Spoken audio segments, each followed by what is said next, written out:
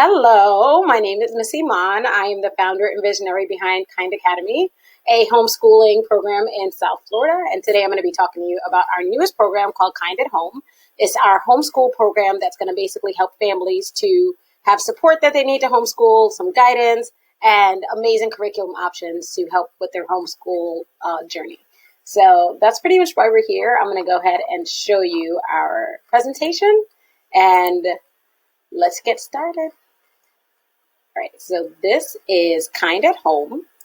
That's my name. I'm Miss Iman, and that's my little Bitmoji. Ever since we went virtual, everybody has this cute little Bitmoji, so here's mine. And then we have about us. So Kind Academy started as a nature-based, child-centered homeschool program in 2016. So we've been doing this for about 4 years now, 5 years. Before that, I was actually a guidance counselor as well as a special education teacher and specialist in public schools.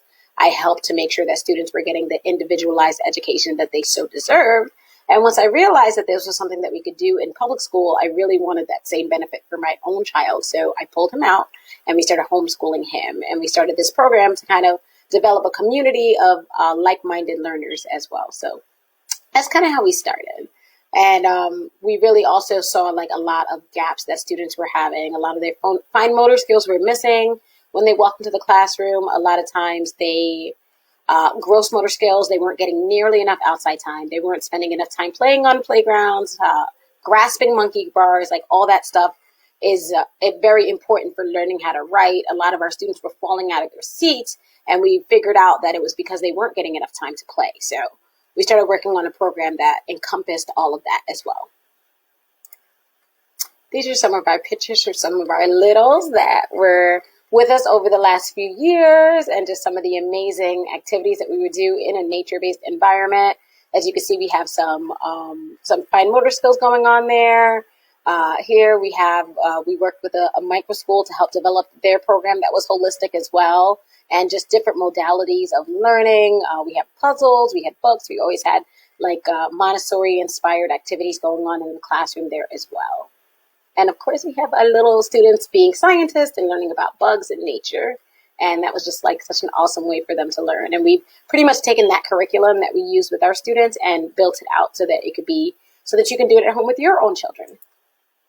So the first and most important part of our program is creativity. So creativity is really the foundation of everything. And I know that's kind of interesting that I went with creativity before we went with the academics. And the reason that we do that is because we feel like if a student has the creativity skills, they can figure pretty much anything else out that they need to. So we start with creativity and we build from that. So our model, the most important part is creativity. So all of our programs have a sensory activities, process art activities, acting and role-playing opportunities, dramatic play activities, and fine motor activities that kind of go along with the child's learning. So that's incredibly important to us. And I think that that's like naturally what kids love. So they end up figuring out a way to kind of like learn from these activities that we embed across our curriculum. All right, now our curriculum. So now the academic stuff. So we do still believe in having a very strong academic foundation. And I know that's kind of, that's something that sometimes is hard for a lot of students to kind of like do. They may fight it. They may not want to do it too much. But I feel like the moment that we started homeschooling and kind of following our children's lead with our curriculum, they took off and they can do it pretty quickly and with kind of, they have this desire to kind of learn once we set it up this way. So what we've done is basically given you access to online learning tools. So instead of you having just one thing that you have to do every single day, you have access to about 6 different learning tools that are online that are usually personalized, or you can personalize them for your own students. And the students can literally go at their own pace. So it's not like Monday you have to do lesson 1, Tuesday you have to do lesson 2, because that's just not sometimes realistic. Some students that I had that really love what they're doing, they want to do 5 lessons in a day, and that's perfectly fine. They can go at their own pace. For some students, they may only be able to complete a half of a lesson, and that's perfectly fine too. But we found that by having them help us to set goals of how many they want to do, especially for the older children, they learn how to get through their content a lot easier. So I really like that for them. So like I said, we offer about 6 different learning tools, and we're going to be adding to that as much as we possibly can. And we also offer an extensive resource library that has like 15 different folders of all these different activities that I've pulled from all over. Basically, since we've been working on this for about 8 years now, I've basically read through most of the curriculums that are out there and improved them and pulled from them and basically used them to develop our own curriculum as well, and have been inspired by a lot of different curriculums. A lot of those guides and principles and things like that that I've created over the years are also in our resource library. So that's super important as well. Very Montessori based usually, very art based usually as well. We consider our curriculum to be incredibly flexible. That's like one of the most important parts, I think, of homeschooling, and something that most of our families find to be what they're looking for when it comes to homeschooling. We decided that you having a choice and voice in the matter of how you homeschool and having the flexibility of how you homeschool really makes homeschooling what it is. You can personalize it for your students and your families. And we also have different tools for different ages. So we do have like the 1 to 3 year olds. For the 1 to 3 year olds, you're not going to really want to spend that much time online. Of course, that's realistic. They just don't really care for sitting in front of a computer. So for that age group, our interactive story times are probably going to be the best choice, also along with maybe some educational apps that are included in our curriculums. And then for the 7 to 9 year olds, of course, you have access to other things that are a little bit more structured, where they can sit and do a little bit more work on the computer. But it's different for kind of every age band. And also, we offer a project-based learning model. So most of our curriculum has a project built into it, some sort of hands-on learning that's built into it. And that's really the way of homeschoolers as well. They usually like to extend the learning through interactive and hands-on type things. And I think that's really important. Most of our kids are kinesthetic or learn through doing hands-on things. So we try to incorporate that as much as we possibly can. So it's interdisciplinary in the sense that it connects themes with science activities, social studies, math, and language arts. So all across the curriculum.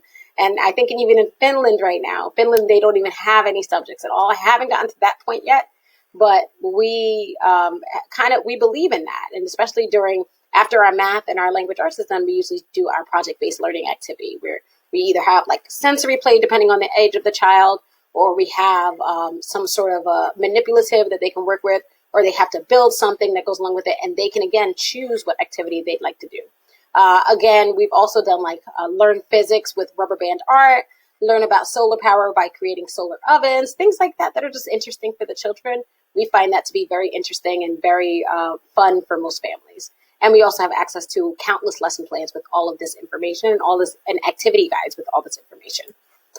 All right. So another big question that I've been getting are you going to provide lesson plans for Kind at Home? So lesson plans will be provided, especially for our Kind curriculum. There is an option to do every single day, have one activity a day with guidance on how to do that activity.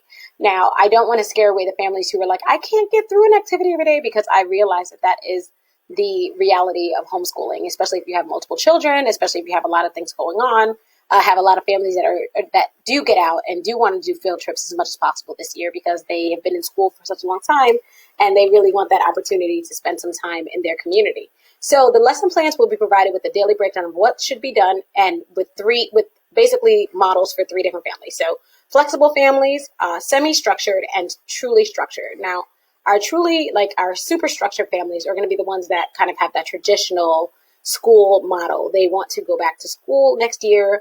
They had this time off and they want to make sure that their child is ready to go back. So for families like that, we have a more structured school at home type program that's broken down into very similar to the way that public school is broken down.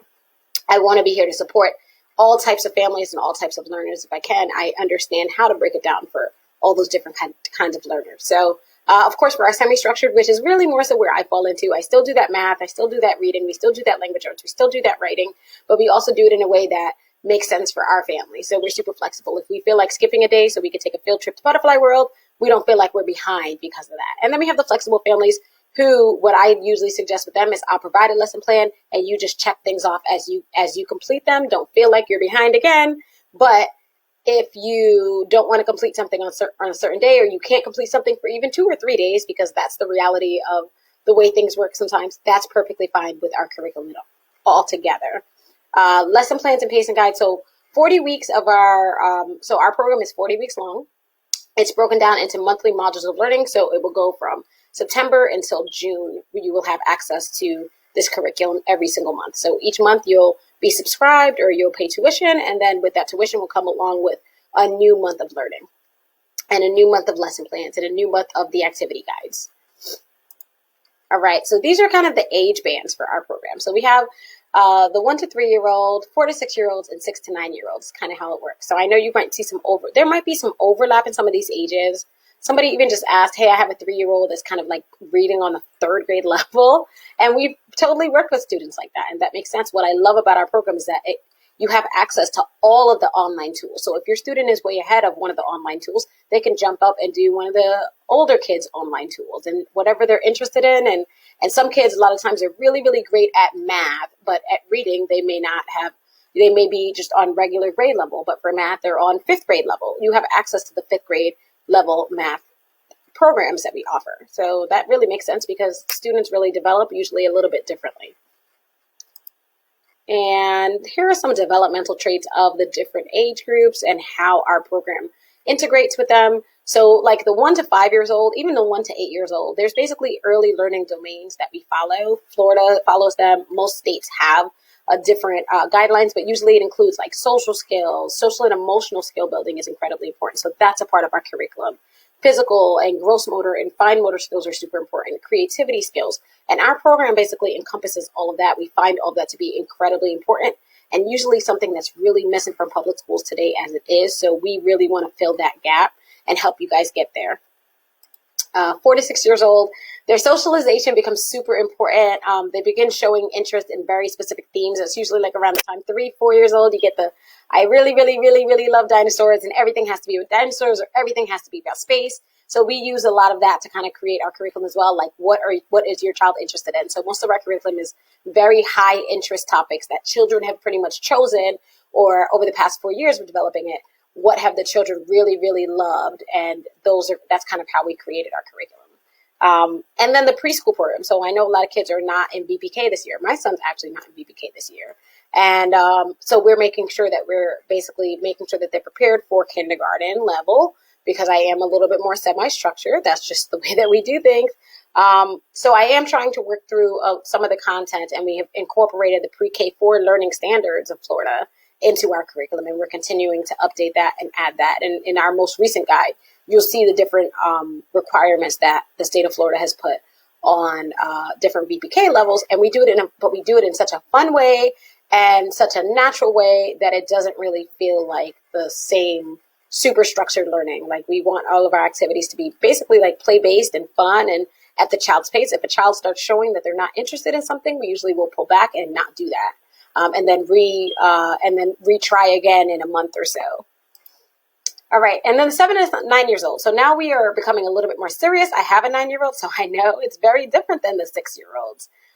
They can focus a little bit more on academics. You can spend a little bit more time on academics. They still do like to play and have fun, though. So we still want to incorporate as much of that play as we can. So we do. Interdisciplinary studies become more important, and fine motor skills are more highly developed, and that's absolutely true. They usually can write a little bit easier. They usually can type a little bit easier at that age, so we start working on developing those skills even more. All right, so the online learning tools. So we give you access to an ever-growing toolbox to use with children ages 1 to 9. Most of these are research-backed or scientific or backed by science, or if they've been around for a very long time and a lot of schools have used them, or a lot of different homeschoolers supported them.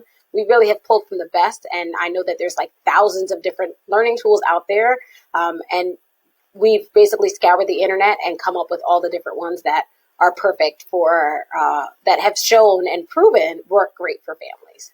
All right, the community. So our community is, right now we have about 1,200 parents in our community.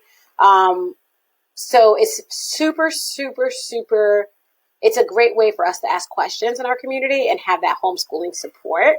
It's a great way to share tips, ideas. We share pictures in there about like our wins, and our business owners share in there about their businesses that's going on. But it's a great way to basically to kind of socialize with people in an asynchronous way and for us to talk to each other and communicate still. Socialization, like I said. So this is another big part. So right now in our community, we do a weekly interactive story time, and that's included in your Kind Academy, in your monthly Kind curriculum, and that's really helpful because it gives the kids somebody else to kind of look at, and I try to keep them engaged, and they really, really love story time. And then we also will be adding for parents a monthly meetup, and right now we already have families that are signed up. For August 29th, we're going to have our first meetup on Saturday night at 7 o'clock. So that's kind of a way for the adults to get together and chat about things and struggles that they have. And for me to kind of teach how to homeschool. We did that how to homeschool training, and families were like, oh my gosh, this makes so much sense.